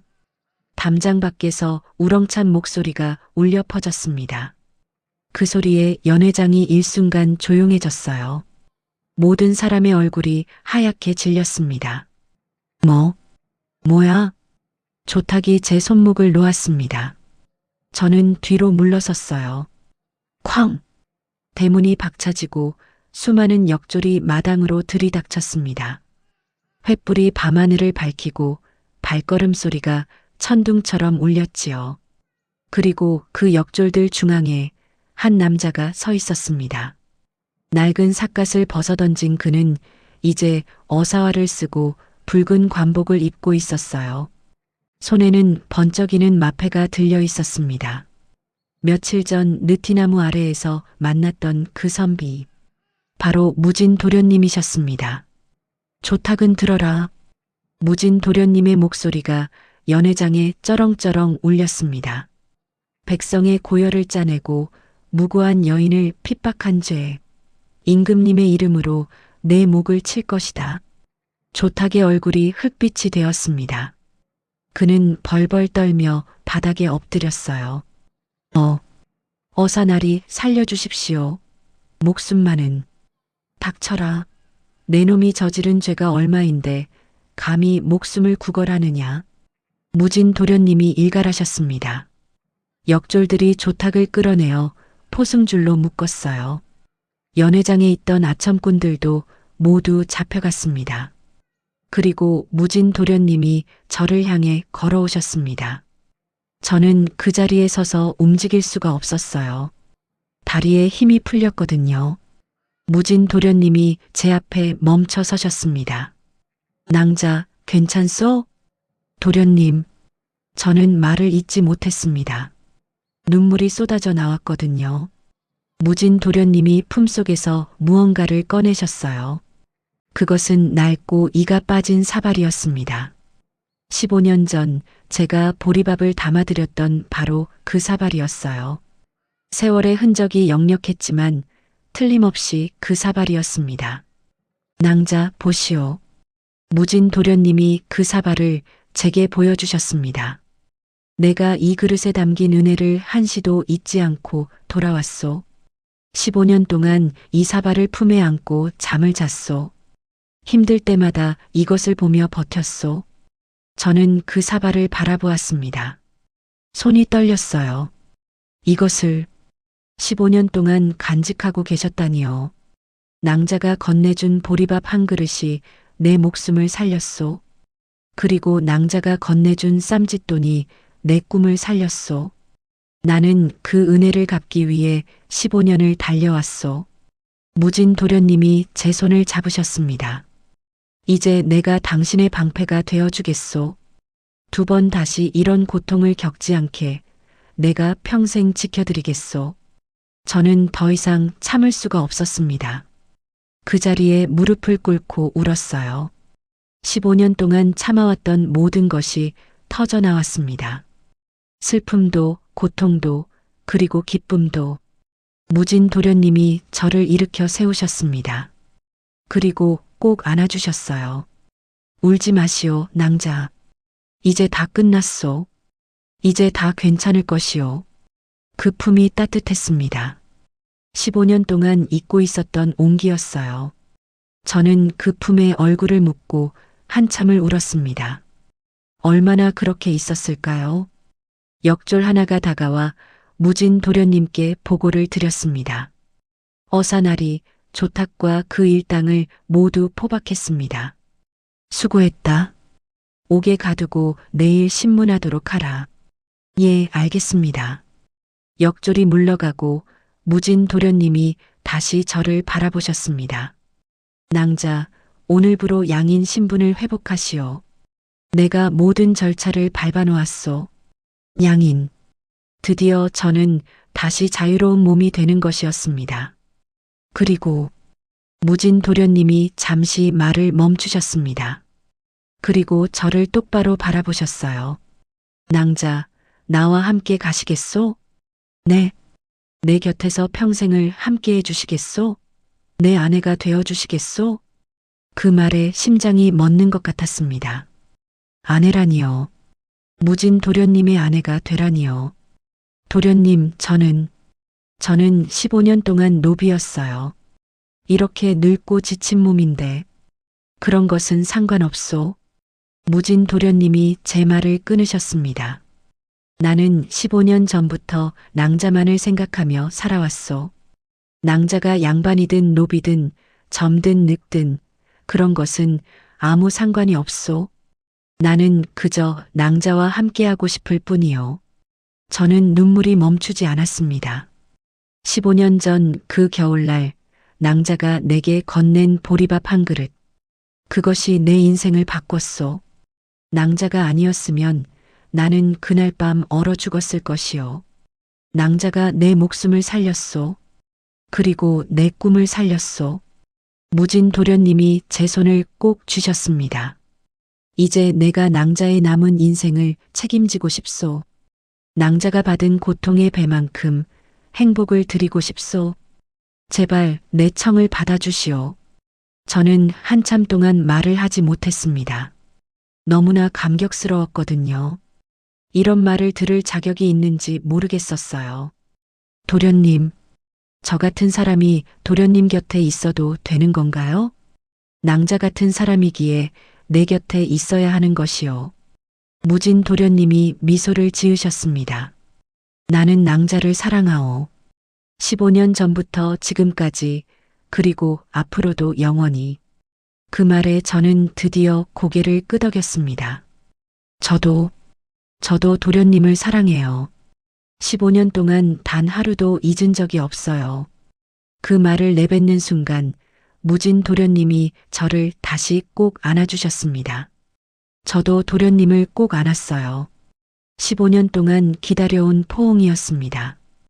횃불이 타오르는 소리, 역졸들의 발걸음 소리, 조탁이 끌려가며 악을 쓰는 소리. 그 모든 것이 멀게 느껴졌어요. 저에게는 오직 무진 도련님의 따뜻한 품만이 느껴졌습니다. 그날 밤 저는 15년 만에 처음으로 편히 잠들었습니다. 하지만 우리의 이야기는 여기서 끝이 아니었어요. 조탁은 잡혀갔지만 그의 뒤에는 더 큰 세력이 있었거든요. 그리고 그들은 무진 도련님과 저의 행복을 결코 가만히 두고 보려 하지 않았습니다. 며칠 후 한양에서 급보가 날아왔어요. 무진 도련님을 당장 소환한다는 명령이었습니다. 조탁의 배후에 있던 서대감이라는 자가 조정에서 무진 도련님을 탄핵하고 있다는 것이었지요. 어사나리, 이것은 함정입니다. 가시면 안 됩니다. 역졸들이 만류했지만 무진 도련님은 고개를 저으셨어요. 임금님의 부름을 거역할 수는 없소. 가야 하오. 도련님, 저는 불안했습니다. 무언가 잘못될 것 같은 예감이 들었거든요. 낭자, 걱정 마시오.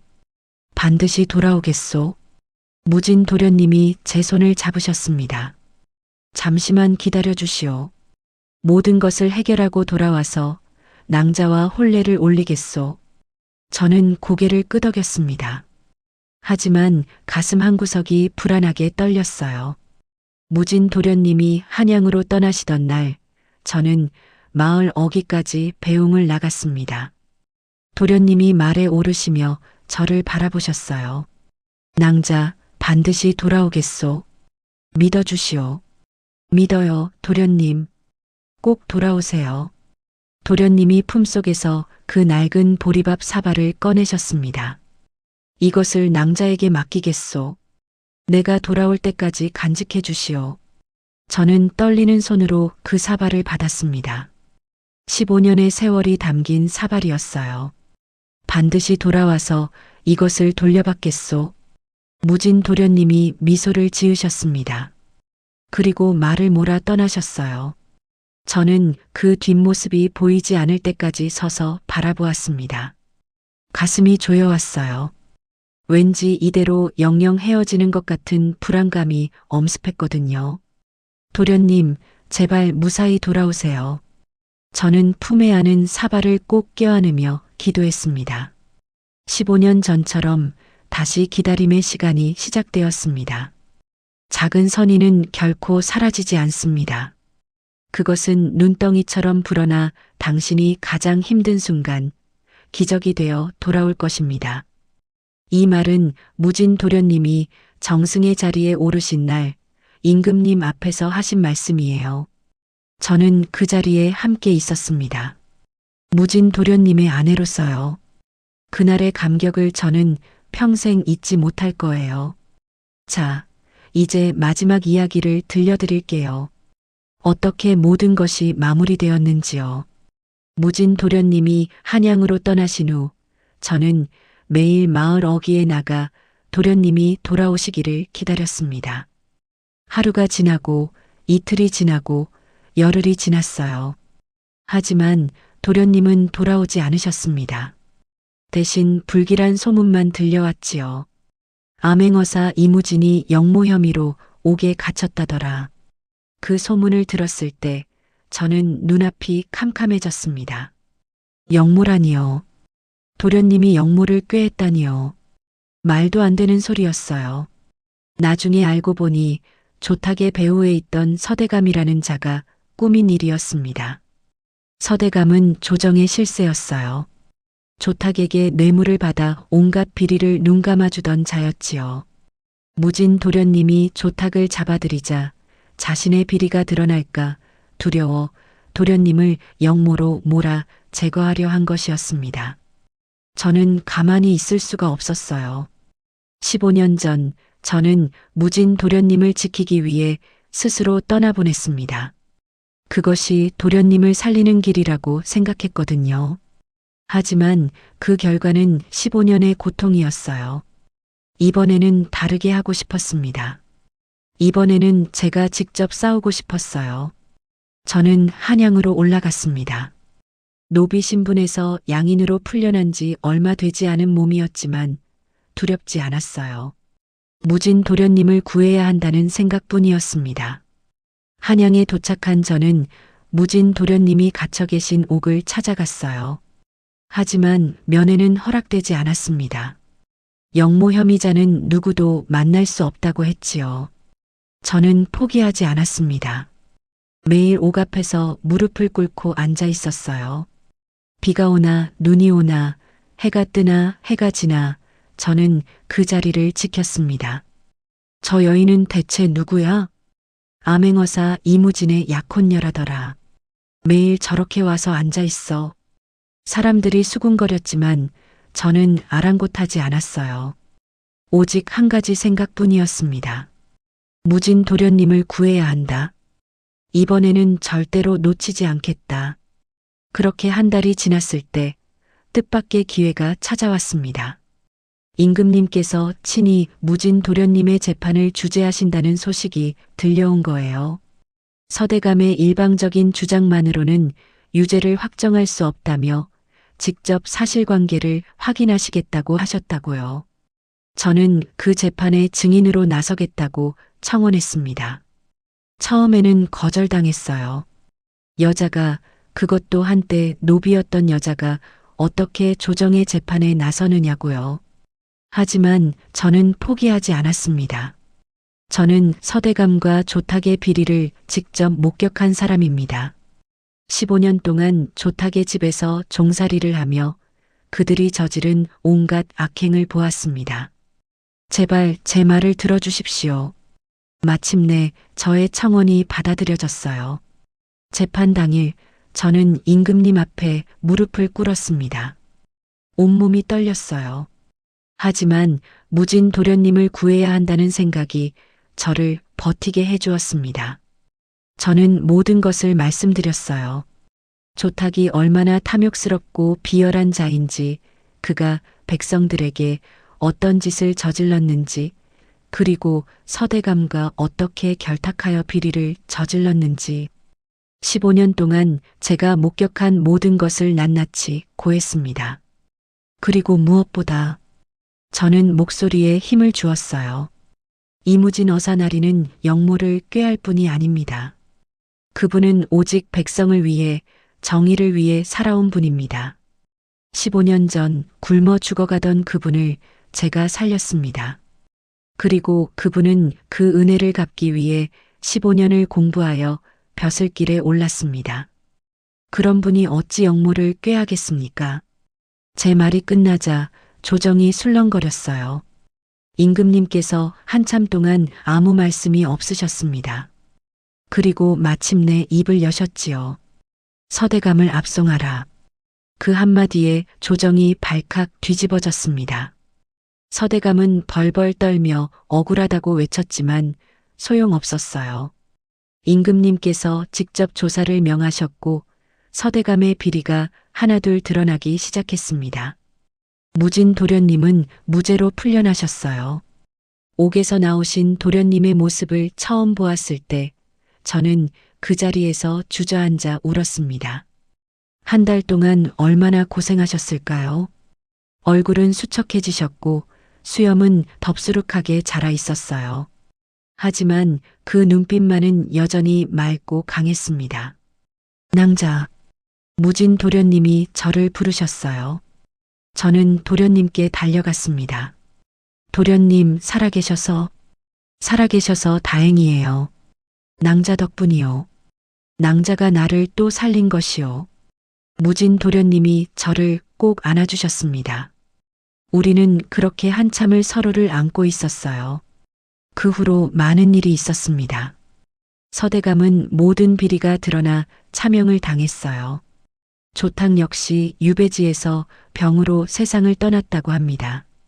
15년 동안 저를 괴롭히던 악인들이 모두 응보를 받은 것이지요. 무진 도련님은 임금님의 신임을 받아 점점 높은 자리에 오르셨어요. 그리고 마침내 정승의 자리에까지 오르셨습니다. 사람들은 도련님을 보리밥 정승이라고 불렀어요. 15년 전 보리밥 한 그릇으로 목숨을 건진 소년이 마침내 나라의 기둥이 된 것이지요. 도련님은 제 가문의 억울한 누명도 벗겨주셨어요. 아버지가 영모를 꾀했다는 것은 완전한 모함이었다는 것이 밝혀졌습니다. 몰수되었던 재산과 집도 모두 돌려받았지요. 윤판서댁이 다시 일어선 것이었습니다. 하지만 저에게 가장 소중한 것은 재산도 신분도 아니었어요. 무진 도련님과 혼례를 올린 것이었습니다. 혼례식 날 저는 울었습니다. 기쁨의 눈물이었어요. 15년 전 담장 너머로 처음 만났던 그 소년과 이렇게 부부가 되다니 꿈만 같았습니다. 낭자, 아니 이제는 부인이라 불러야겠소. 무진 도련님이 미소를 지으셨어요. 15년을 기다린 보람이 있소. 이제 평생 함께 합시다. 네, 도련님. 아니, 이제는 서방님이라고 불러야겠지요. 우리는 서로를 바라보며 웃었습니다. 그 웃음 속에 15년의 그리움과 기다림, 고통과 희망이 모두 녹아 있었어요. 우리가 함께 살 집을 지을 때 무진 도련님은 특별한 부탁을 하셨어요. 마당에 담장을 만들어 주시오. 15년 전 내가 낭자를 처음 만났던 그 담장 똑같이 저는 그 뜻을 알았습니다. 그래서 그렇게 했지요. 우리 집 마당에는 높은 담장이 세워졌고 그 담장에는 작은 쪽문이 하나 나 있었어요. 15년 전 그 겨울날 제가 무진 도련님을 처음 만났던 바로 그 쪽문과 똑같은 것이었습니다. 그리고 그 쪽문 앞에는 항상 따뜻한 보리밥이 준비되어 있었어요. 배고픈 이들이 지나가다 그쪽 문을 두드리면 누구나 따뜻한 보리밥 한 그릇을 먹고 갈 수 있었습니다. 신분을 묻지 않았어요. 양반이든 천민이든 남자든 여자든 누구나 환영받았지요. 낭자, 우리가 이렇게 하는 이유를 아시오? 어느 날 무진 도련님이 물으셨어요. 알아요, 서방님. 15년 전 제가 서방님께 건넨 보리밥 한 그릇 때문이지요. 그렇소. 그 보리밥 한 그릇이 내 목숨을 살렸소. 그리고 내 인생을 바꿨소. 어쩌면 저쪽 문을 두드리는 사람들 중에도 미래의 정승이 있을지 모르는 것이요. 저는 고개를 끄덕였습니다. 작은 선의가 큰 기적이 되어 돌아온다는 것을 우리가 직접 경험했으니까요. 그렇소. 그래서 우리도 그 선의를 다른 사람들에게 전하고 싶은 것이요. 우리는 서로를 바라보며 미소 지었습니다. 세월이 흘렀어요.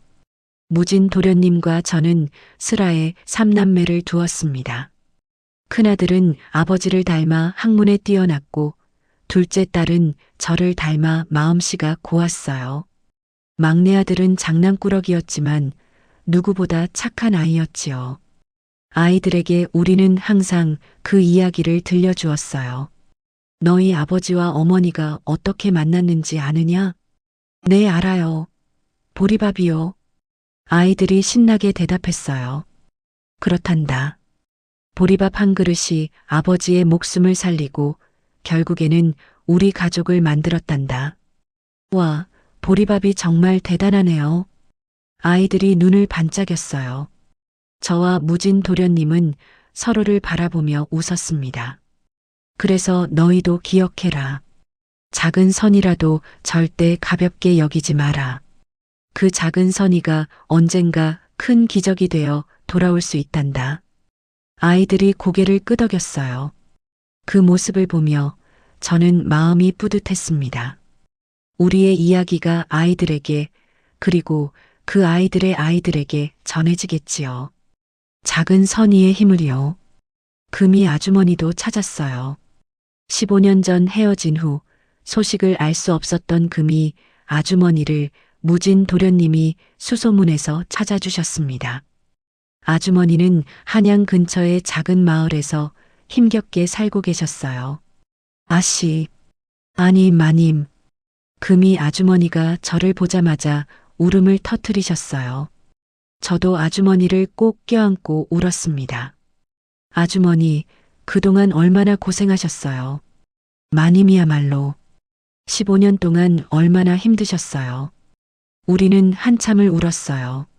그리고 금이 아주머니는 우리 집에 모셔왔습니다. 이제 아주머니는 종이 아니라 가족이었어요.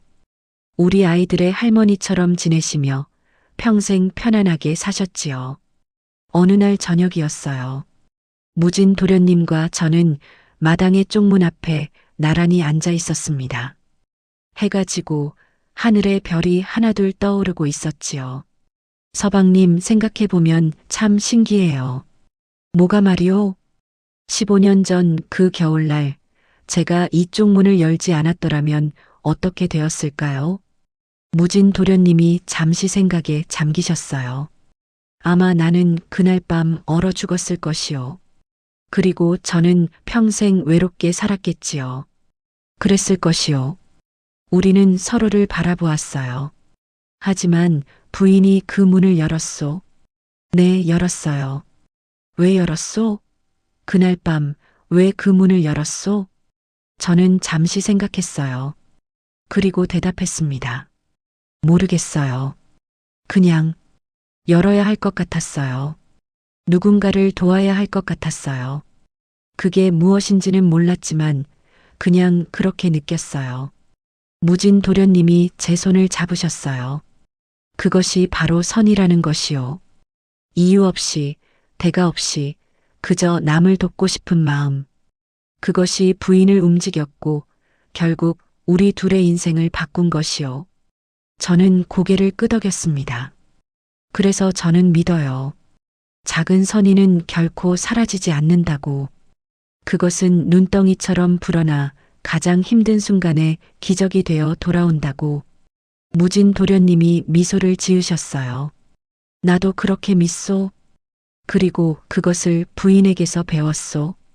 우리는 서로를 바라보며 웃었습니다. 하늘에는 보름달이 떠올라 우리를 내려다보고 있었어요. 15년 전 그 겨울날 저와 무진 도련님을 처음 이어준 그 달이었지요. 지금 이 이야기를 듣고 계신 여러분, 혹시 지금 힘든 일을 겪고 계신가요? 세상이 너무 가혹하게 느껴지시나요? 아무도 자신을 도와주지 않는 것 같으신가요? 괜찮아요. 저도 그랬거든요. 15년 동안 저는 지옥 같은 삶을 살았어요. 하루하루가 고통이었고 희망이라고는 찾아볼 수 없었지요. 하지만 결국에는 기적이 일어났어요. 제가 15년 전에 뿌린 작은 선의가 15년 후에 큰 기적이 되어 돌아온 것입니다. 그러니 여러분도 포기하지 마세요. 그리고 작은 선이라도 베푸는 것을 멈추지 마세요. 그것이 언제, 어떻게, 어떤 모습으로 돌아올지는 아무도 몰라요. 하지만 반드시 돌아옵니다. 저처럼요. 작은 선의는 결코 사라지지 않습니다. 그것은 눈덩이처럼 불어나 당신이 가장 힘든 순간 기적이 되어 돌아올 것입니다. 그러니 오늘도 작은 선의를 베풀어 보세요. 누군가에게 따뜻한 말 한마디를, 누군가에게 작은 도움의 손길을. 그것이 언젠가 당신에게 돌아올 거예요. 보리밥 한 그릇이 한 사람의 인생을 바꾸고 한 가문을 일으키고 나라의 기둥을 만들었듯이요. 여러분의 작은 선의도 반드시 기적이 될 거예요. 저는 그것을 믿습니다. 이것이 저와 무진 도련님의 이야기예요. 담장 너머에서 시작된 인연이 15년의 기다림을 거쳐 마침내 행복한 결말을 맞이한 이야기. 보리밥 한 그릇이 만들어낸 기적의 이야기. 끝까지 들어주셔서 감사합니다. 여러분의 인생에도 기적이 함께하길 바랍니다.